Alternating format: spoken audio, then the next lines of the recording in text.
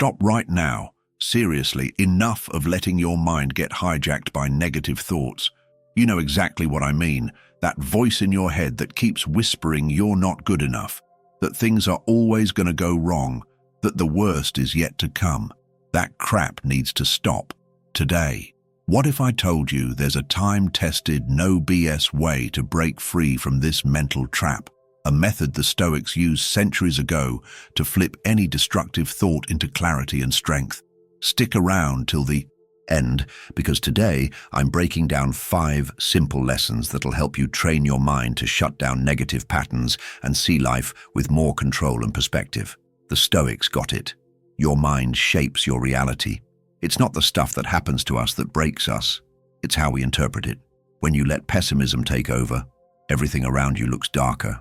But when you train your mind to focus on what you can control, everything shifts. And the best part, you don't have to be some ancient philosopher to use this in real life. Just start with a few simple practices that have already changed thousands of lives, and they can change yours too. Before we dive in, I want to invite you to do something powerful. Drop a comment below saying, "I control my thoughts." Sounds basic, right? But trust me, there's power in it. By writing that down, you're reminding yourself that your mind doesn't have to be a prisoner of negativity. You're in the driver's seat. You choose what to focus on. You create your own reality. And hey, if you're new to the channel, go ahead and hit that subscribe button and turn on the notifications so you don't miss out. My goal here is to help you live a fuller, more intentional life. Now, to really help this message sink in, let me tell you a short story. The day started off gloomy for Luke. He woke up tired, his mind already buzzing with negative thoughts.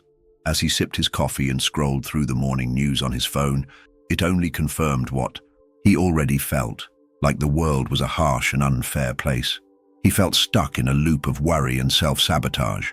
Everything just seemed to be working against him. But here's the thing, it wasn't the world that was against Luke. It was how he saw the world. The Stoic philosopher Epictetus once said, "People are disturbed not by things, but by the view they take of them." Luke didn't realize it yet, but the way he interpreted what was happening around him was what shaped his entire reality. That afternoon, tired of feeling defeated, Luke decided to talk to Edward, a slightly older friend he really looked up to for his calm vibe and wise takes on life. After listening to Luke vent, Edward gave him a knowing smile and said, "You're sabotaging yourself, man. The problem's not the world. It's the lens you're using to look at it." Luke frowned, not really getting it at first. So Edward kept going. "You know what sets a Stoic apart from someone drowning in negativity? It's knowing how to separate what's in their control from what's not. Seneca used to say, 'We suffer more in imagination than in reality.'" Luke went quiet. Edward then threw out a challenge. For the next few days, every time a negative thought pops up, question it. Ask yourself, is this a fact or just how I'm seeing it? Do I have control over this? If not, let it go. If you do, then do something about it. Luke agreed, still a little skeptical, but willing to give it a shot. The next day at work, his boss made a comment about a report he'd submitted. Right away, Luke's brain went into panic mode. "I'm useless. I can't do anything right." But then he remembered Edward's challenge. He took a deep breath and asked himself, is this a fact or just my interpretation? The feedback was about the report, not his skills as a professional. He could fix the report, and that was in his control. For the first time, Luke stopped the spiral of negative thinking before it took over. Marcus Aurelius once said, "If something external hurts you, it's not the thing itself that's bothering you, but your judgment about it." Over the next few days, Luke started noticing a pattern. Most of his worries were just baseless assumptions. When he took the time to question them, he realized they were shaky, driven more by emotion than truth. He also started using another Stoic principle. Complaining doesn't solve problems. Taking action does. Instead of wasting energy stressing over stuff he couldn't change, he shifted his focus to what he could do. Little by little, Luke realized the grey world he saw was just a reflection of his clouded mind. As his thoughts began to shift, his reality started changing too. Luke's transformation didn't happen overnight. But it all began with one small step, learning to challenge his own thoughts. And now, let's dive into the 5 key lessons that'll help you break free from negative thinking too. Lesson 1. Question your negative thoughts. Luke had always been an anxious guy. Anytime something went wrong, his mind would spiral into a loop of negative thoughts that felt impossible to escape. A bit of criticism at work? That meant he'd never get promoted. A text left unread. Obviously, that person didn't like him anymore. An unexpected problem. Surely his whole life was falling apart. But one day, he came across a simple yet powerful technique the Stoics used to break that destructive cycle. Question your own thoughts. Epictetus said, "People are not disturbed by things, but by the views they take of them." The issue wasn't what was happening to Luke. It was what he thought about what was happening. And that shift in perspective changed everything. That afternoon, he got an email from his boss asking for some changes in a report. Instantly, his brain fired off. "I suck at this. He probably regrets hiring me." But this time, instead of buying into that thought, he remembered the Stoic lesson and decided to challenge it. He took a deep breath and asked himself, "Is this a fact or just my interpretation? Do I have any solid proof that this is true? If someone else were in my shoes, would I judge them the same way?" And you know what? He realized he had zero real evidence that his boss regretted hiring him. In fact, he'd been praised for his work plenty of times before. Marcus Aurelius taught that if something outside you is bothering you, it's not the thing itself, it's your judgment of it, and that judgment can be changed. Luke had been interpreting everything in the worst possible way, but now he saw he didn't have to. Instead of thinking, "My boss must regret hiring me," he reframed it. "He wants me to improve something in the report. That's part of the job." Instead of stressing, "I can ask what needs to be fixed and learn from it." That small shift didn't just ease his anxiety, it helped him solve the issue quickly, without suffering over something that wasn't even real. Over time, Luke learned that negative thoughts aren't absolute truths. They can, and should, be questioned. If you find yourself stuck in destructive thinking patterns, try this Stoic trick. Next time a negative thought hits, pause and write it down exactly as it comes. Then ask yourself, is this a fact or just a story I'm telling myself? Finally, reframe it into something more rational and constructive. Lesson 2.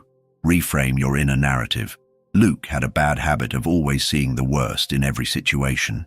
Anytime something didn't go as planned, his mind would instantly spin a story filled with failure and defeat.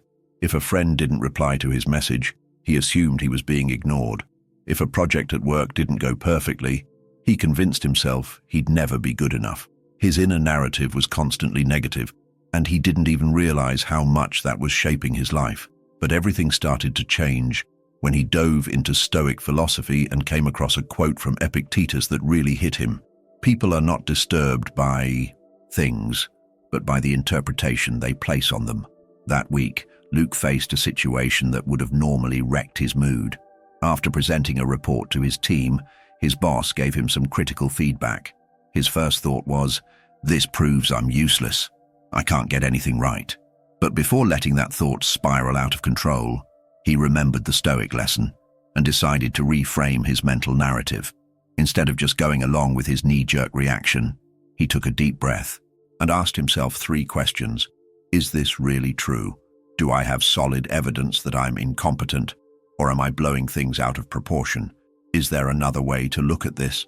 Once he took a step back and looked at the situation calmly, he realized his boss never said he was bad, just that the report needed a few tweaks. Instead of taking the feedback as a personal attack, he chose to see it as a chance to learn and grow. His thoughts shifted from, "I never do anything right," to "Everyone has room to improve. This is an opportunity to get better." It was a small change, but a powerful one. And soon, Luke started applying this mindset in other areas of his life. Another day, he noticed a friend hadn't replied to his message. His old thinking kicked in. He probably doesn't want to talk to me anymore. But instead of assuming the worst, he asked himself, could there be another reason? Maybe he's just busy or forgot. Instead of feeding the negativity, he decided to wait and see. Sure enough, the next day, his friend replied like everything was normal, and Luke realized how his old mindset had been creating problems that didn't even exist. The way we interpret what happens to us defines our experience of life. Stoicism teaches that while we can't control everything that happens, we can control the story we tell ourselves about those events. If you want to apply this Stoic technique, try this. Whenever a negative thought pops up, hit pause and question it. Ask yourself if there's another way to look at the situation, then reframe the thought into something more rational and constructive. Lesson 3. Practice mindful awareness, Stoic mindfulness. Luke constantly felt overwhelmed. His mind was either stuck in the past, replaying old mistakes, or fast-forwarded to the future, stressing about problems that hadn't even happened yet. While working, he worried about tomorrow's tasks. While eating dinner, he stressed over next week's meetings. He was never really present. Until one day, during a chat with his friend Edward, Luke opened up about the constant anxiety he felt. Edward listened patiently, then replied with a quote from Marcus Aurelius. "Concentrate every minute like it's the most important task of your life." Luke raised an eyebrow. He'd always heard people talk about living in the present, but never really got how that could change anything. So Edward challenged him to try something simple. Practice Stoic mindfulness. Every day, in small moments. The next morning, while having coffee instead of grabbing his phone and getting lost in notifications, Luke made himself just be there. He focused on the warmth of the mug in his hands, the smell of the coffee, the taste of each sip, and for the first time in ages, he realized how peaceful such a simple moment could actually feel. At work, as he typed up reports, his mind kept drifting toward all the stuff he still had to do. But remembering the Stoic lesson, he brought his focus back to what was in front of him. He paid attention to the feel of his fingers on the keyboard, the way the words came together, the rhythm of his typing. Little by little, he found himself less distracted and way more productive. One of Luke's biggest struggles was dealing with traffic. Getting stuck in it always triggered his frustration. But that day, he tried to apply mindful awareness. Instead of getting lost in angry thoughts about being late, he focused on his breathing, the sounds around him, the faces in nearby cars, and slowly his anxiety started to fade. He wasn't nearly as irritated about something he couldn't control. Over time, Luke realized that Stoicism doesn't tell you to ignore the future or forget the past. It teaches you to anchor yourself in the now, to be more conscious and deliberate in the moment. As Seneca put it, the greatest obstacle to living is expectancy, which depends on tomorrow and wastes today. If you want to bring Stoic mindfulness into your life, start small. When you're eating, just eat. No screens, no distractions. When you're talking to someone, be fully there. Listen like it matters.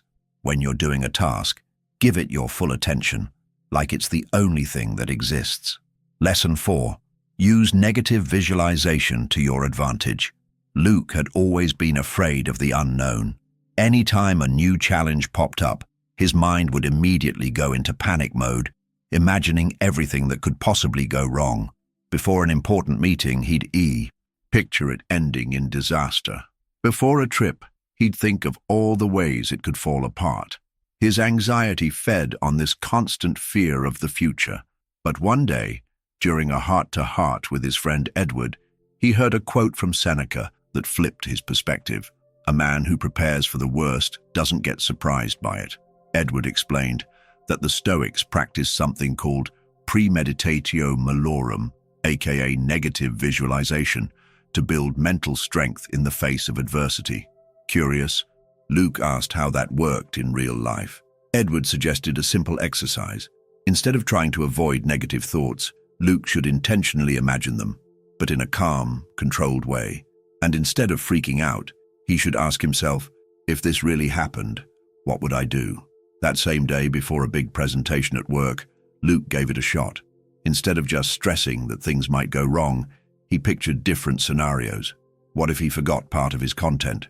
What if someone asked a tough question? What if the slides stopped working? But this time, instead of spiraling, he started coming up with solutions. If he forgot something, he could pause, breathe, and find his way back. If a question caught him off guard, he could be honest and say he'd look into it and follow up. If the slides failed, He had notes to fall back on. By visualizing the worst in a rational way, Luke realized most of his fear came from feeling unprepared. But now, he was ready to handle whatever came his way. Ironically, when it was finally time to present, everything went just fine. Another day, while driving out of town for a long trip, that old anxiety crept back in. His mind jumped to what could go wrong. The car could break down, there could be traffic, he might get lost. But this time, he applied negative visualization again. He checked his spare tire, mapped out alternate routes, downloaded offline maps. Suddenly, what used to paralyze him with fear became a simple checklist of things to prepare. No panic, just planning.